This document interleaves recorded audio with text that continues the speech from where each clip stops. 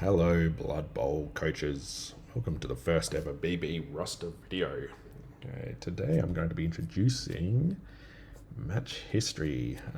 It's a new feature that's probably one of the most requested features, at least over the last year. Okay, so let's get started. Obviously, you need a team, and the second thing you need to do is you need an account. You need this just because it's not feasible to save these histories any other way. If you don't have an account, it's very easy. You can just click this register up in the top right, just with an email and password, and you've got an account, and you can then access your rosters from, your laptop, desktop, mobile, iPad, whatever you have on hand.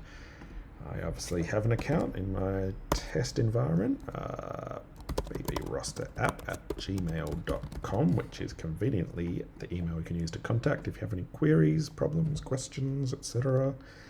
I won't read out my password for obvious reasons. Okay, successfully logged in. Okay, so you now see we have this new match button. So let's go. We've got this little wizard. Now for this, you can fill in as much or as little as you want. If you really just wanted to, say I had a game against Gary the Dwarf player today, that's enough. You can just go save match and you're done. And it'll add into your history. But for this demo, let's go through the whole thing. So pre-game calculations.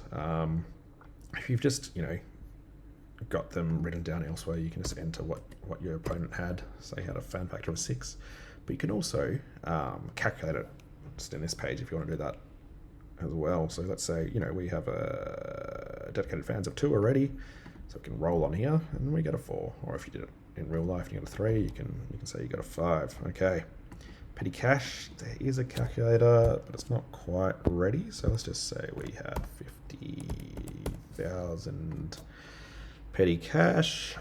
Weather, again, optional weather, it was winter, and then stadium, you can roll for a different stadium as well, but we'll keep it as nothing out of the ordinary for this one. Match inducements. Okay, this is where it uses the existing roster functionality to add inducements. So it says you can safely return to your roster. You can do this at any time, and it'll always just be able to continue record down here. But let's say, so you also notice you've got some petty cash now. So that's the number we entered, 50,000. Go to this UI, which I will fix. It's kind of horrid. Maybe this year, hopefully. No promises. Okay, what's for 50,000? Okay, Bloodweiser Keg. Let's do that. Return to the draft. Okay, you've got a Bloodweiser Keg now. And play our events. Okay, this is where, again, if you just want to be really streamlined, say, I scored 3 touchdowns, opponent scored 1, you can do that. But you can also go quite fine-grained and say, turns optional, but say like turn 6, Agave scored a touchdown, maybe a thrower scored 1 on turn 15, and then, before that, we had a completion on turn 10 maybe, and then a blocker. That was a big drive on turn 15 for this last touchdown, and the blocker got a casualty. So you can keep doing that, and this way these will actually go to your player stats. You won't be able to see them yet, that's a future update, but they'll also contribute to SPP if you want to. I'll get to that later. So let's say you got 2 and the opponent got a total of 1. Then post-game calculations, you'll see that we've got the winnings, 75,000, league points, however you want to, we won for this one. So